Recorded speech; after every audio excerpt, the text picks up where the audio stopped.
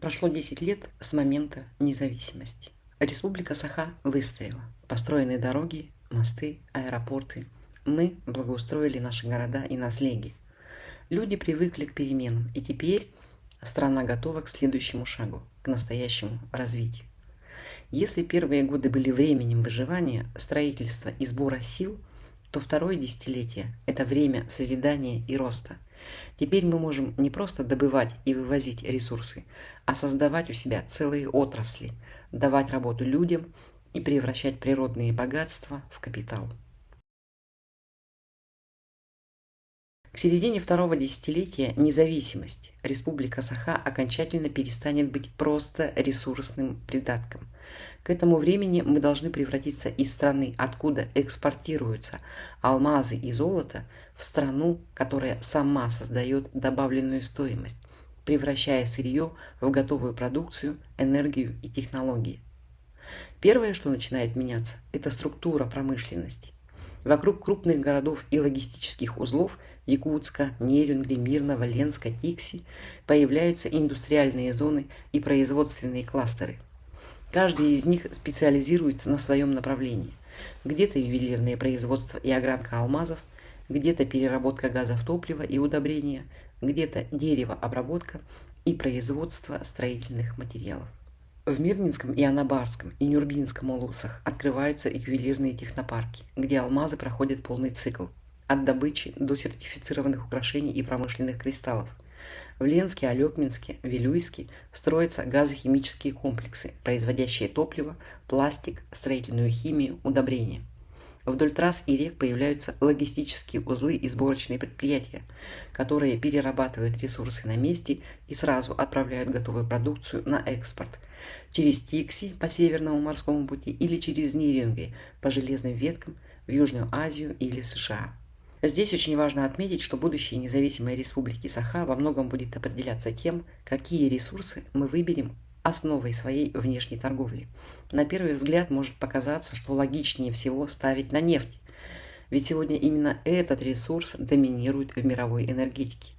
Но если взглянуть на реальную структуру якутских запасов, на качество нефти, объемы добычи, географию и логистику, станет очевидно, нефть – это не тот ресурс, который должен стать фундаментом экспорта. Наоборот, ставка на нефть может задержать развитие, втянуть страну в дорогие инфраструктурные проекты, которые никогда не окупятся. Мы повторим ошибки десятков сырьевых государств. Гораздо выгоднее хотя бы в первые десятилетия использовать нефть прежде всего внутри страны, а на экспорт отправлять другие ресурсы, которые дают куда более высокую отдачу. Сейчас мы объясним этот выбор. Почему экспорт нефти для нас экономически невыгоден? Во-первых, якутская нефть тяжелая, с высоким содержанием смол и парафинов. Такую нефть сложно добывать, транспортировать, перерабатывать, экспортировать конкурентоспособно. Во-вторых, чтобы выйти на мировой рынок, потребуются гигантские капиталовложения. Это строительство тысяч километров трубопроводов по вечной мерзлоте, создание станций подогрева нефти, резервуары, терминалы, дороги, постоянное смешивание тяжелой нефти с легкой. Но все эти инвестиции не дадут высокой отдачи, потому что якутская нефть значительно уступает качеству нефти Саудовской Аравии, Кувейта, Техаса, Африки. А объемы ее добычи недостаточно большие, чтобы сделать экспорт рентабельным.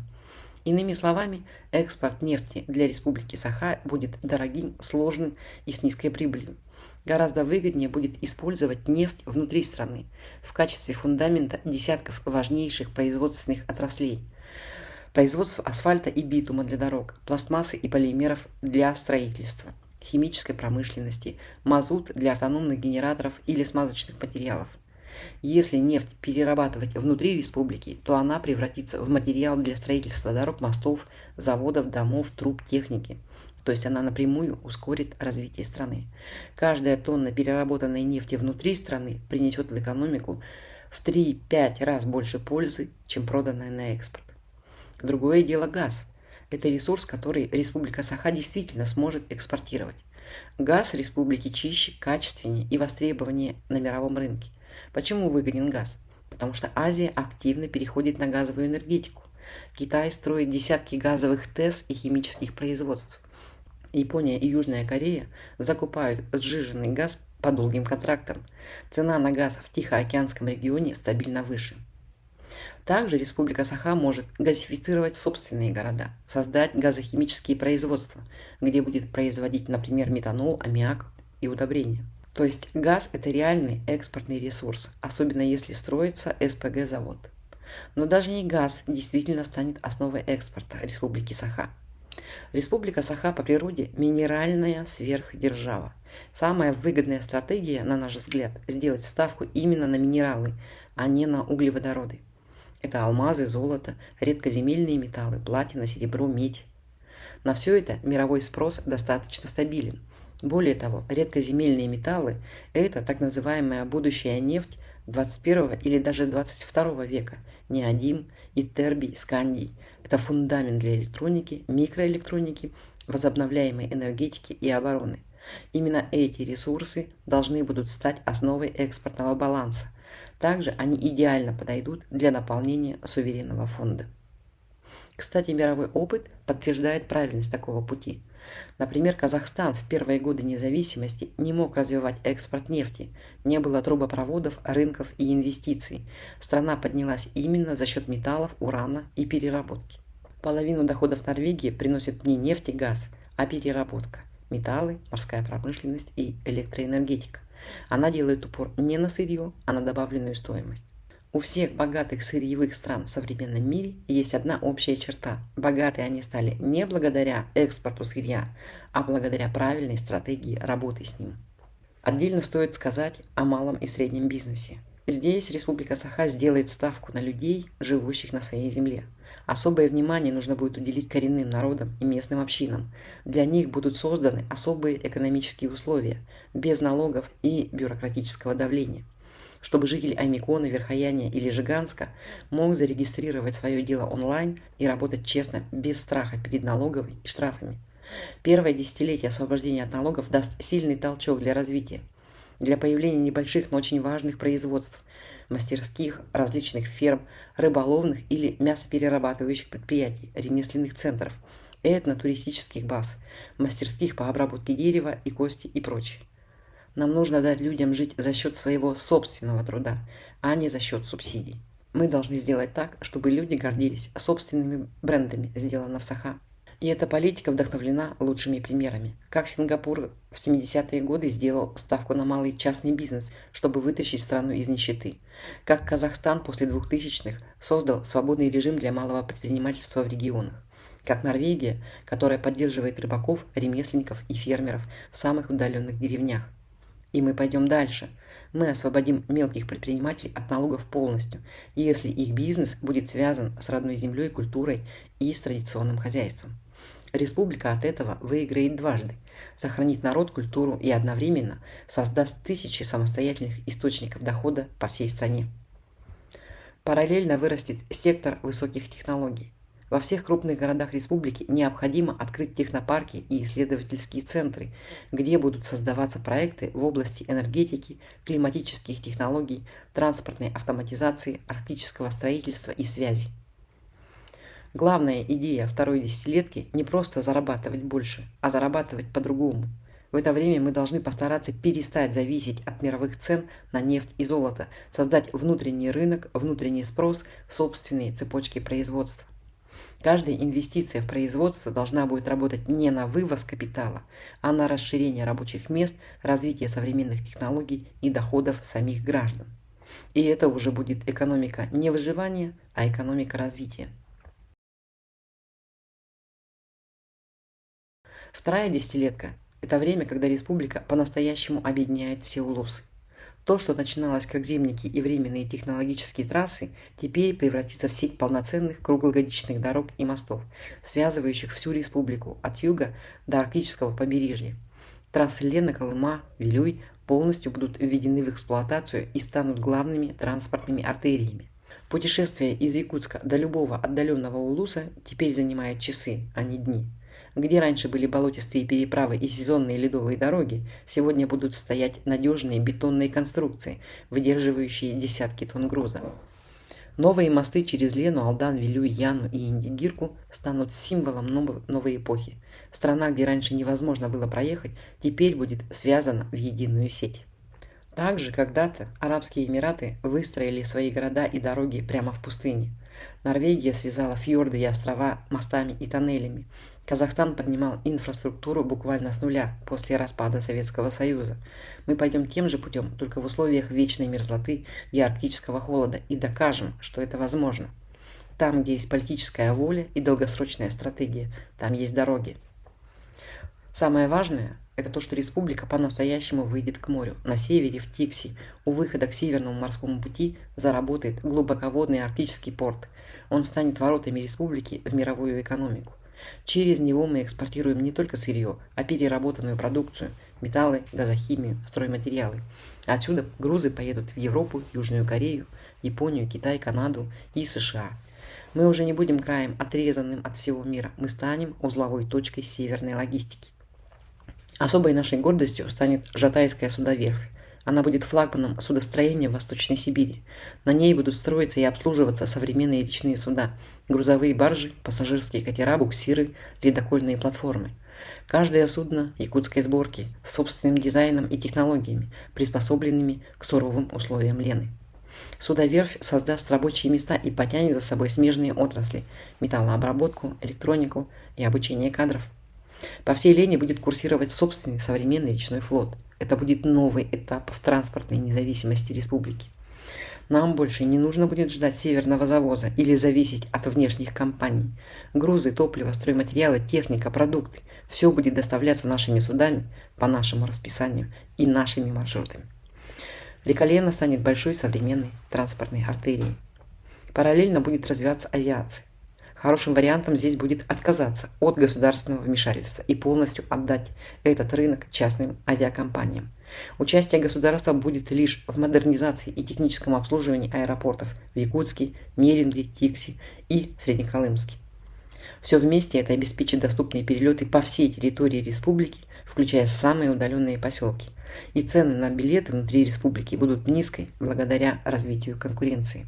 Подытоживая эту часть, нужно сказать, чтобы построить такую систему, нужны опыт и технологии, которых у нас даже на этом этапе будет недостаточно. Поэтому уже на первом этапе в республику будут приглашены иностранные специалисты, инженеры, проектировщики из Норвегии, Канады, Финляндии, Южной Кореи, Японии. Они помогут адаптировать передовые технологии для строительства на вечной мерзлоте, мостов через широкие реки и дорожных покрытий, устойчивых к экстремальному климату.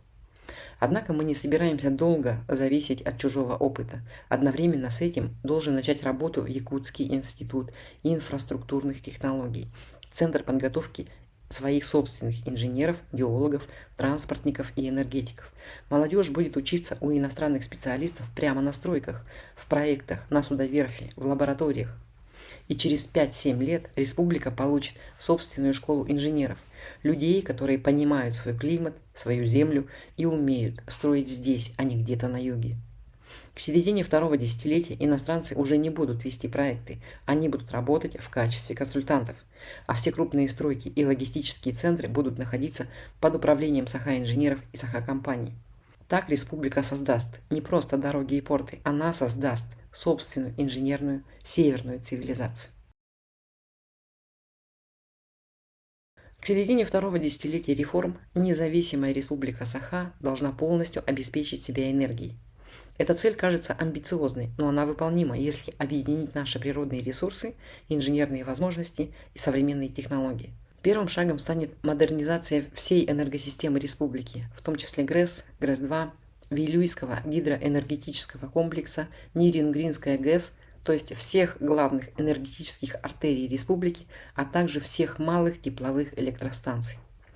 Этот шаг станет символом настоящей энергетической независимости и технологического прогресса республики. Впервые за всю историю регион сможет вырабатывать столько энергии, сколько ему нужно для собственного развития. Следующим направлением станет развитие возобновляемой энергетики. В районах, куда протянуть линии электропередачи слишком дорого, появятся ветропарки, солнечные станции и мини-ГЭС. Такие проекты уже успешно работают в северных районах Норвегии, в Канаде, на Аляске. Они доказали, что даже за полярным кругом можно обеспечивать стабильную энергетику, не разрушая природу. Но главное, у нас уже есть собственный реальный пример – ветроэнергетический комплекс в Тикси, который несколько лет показывает отличные результаты в условиях арктических температур, штормов и полярной ночи. Это доказало, что возобновляемая энергетика в республике не просто возможна, она эффективна. Теперь задача второго этапа будет масштабировать этот опыт. Нужно будет развивать сеть ветроэлектростанций в других улусах, особенно в арктических районах на плато, где сильные ветры дуют почти круглый год. Это позволит постепенно снижать зависимость от дизеля, уменьшить затраты на завоз топлива и создать собственную устойчивую энергетическую систему, которая будет работать десятилетиями. Третьим направлением станет строительство первой малой атомной станции по современным безопасным технологиям, подобным тем, что сейчас применяются в Канаде и Японии. Такие установки не требуют частой замены топлива, имеют замкнутый цикл и идеально подходят для северных промышленных улусов, арктических портов и новых городов. Это будет серьезный технологический шаг вперед и важный элемент энергетического суверенитета.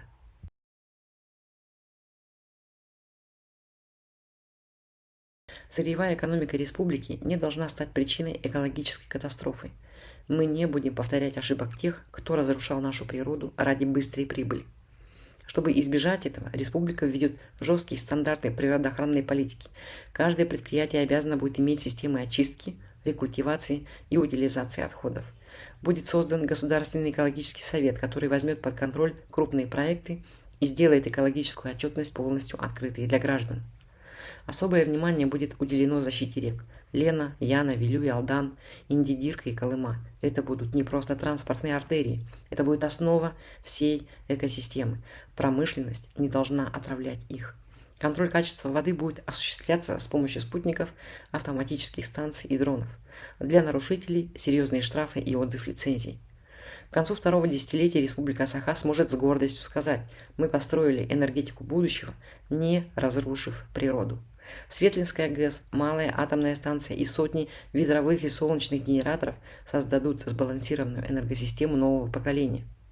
Так республика станет примером зеленой Арктики, где высокие технологии работают в гармонии с природой. Вместе с дорогами и энергией будут расти наши города. Новые кварталы Якутска, Мирного, Нерюнгри или Ленска будут строиться по принципам умного северного урбанизма. Энергоэффективные дома, подземные переходы, теплые остановки, солнечные панели и геотермальное отопление. На Крайнем Севере появятся новые промышленные и логистические узлы, превращенные в комфортные поселки с современными школой, больницей, спортзалом и библиотекой.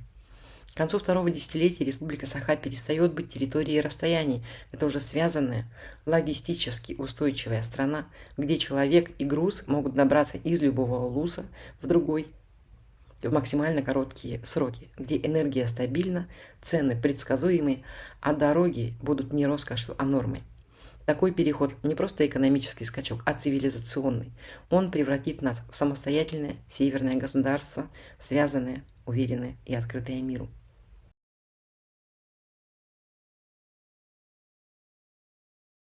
К этому времени мы полностью перейдем на обучение на государственном языке Саха. Это станет фундаментом нашей идентичности. Все школы, колледжи и университеты будут работать на Саха. Второй язык на выбор – английский, немецкий, испанский или даже китайский. Таким образом, мы сохраним свою культуру и при этом останемся открыты миру.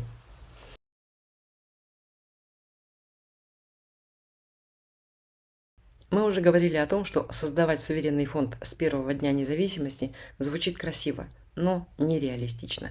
Первые 10 лет республика должна вкладывать каждую доступную копейку в дороги, энергетическую систему, школу, больницы, подготовку кадров и базовую государственность.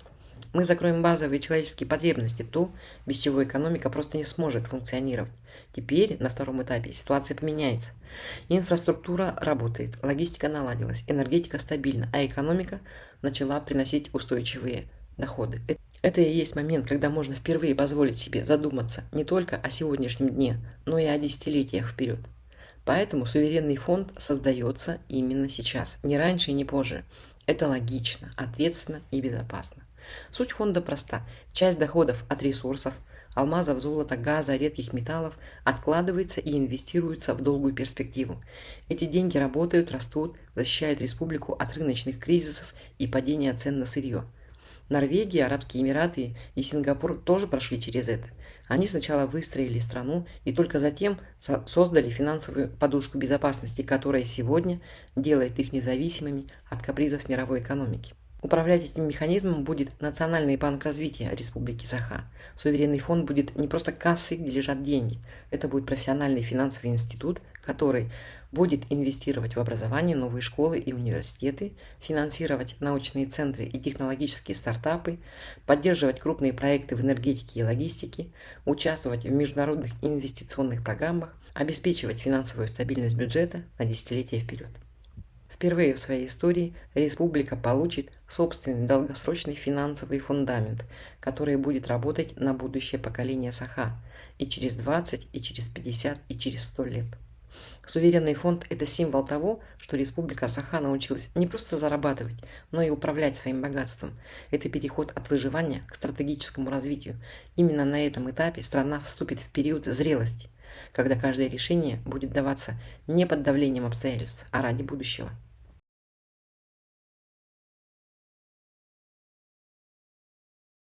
К этому времени Республика Саха превратится в полноценного и узнаваемого игрока в Северной Азии. О нас будут говорить как о якутском чуде, потому что мы сможем показать миру собственную модель развития, комбинацию арктических технологий, устойчивой энергетики, экологически чистой добычи и уважения к традициям коренных народов. Саха станет интересна всем. Япония будет видеть в нас партнера водородной энергетики и создания умных холодных городов. Южная Корея подключится к производству арктической техники и модернизации речного флота. Китай проявит интерес к транспортным коридорам и совместным предприятиям по редкоземельным металлам. Норвегия и Канада будут сотрудничать с нами по вопросам устойчивого рыболовства, экологическим стандартам и охране Севера. США тоже проявит интерес к сотрудничеству с Республикой Саха. У них огромный арктический опыт благодаря Аляске, и это станет естественной точкой соприкосновения.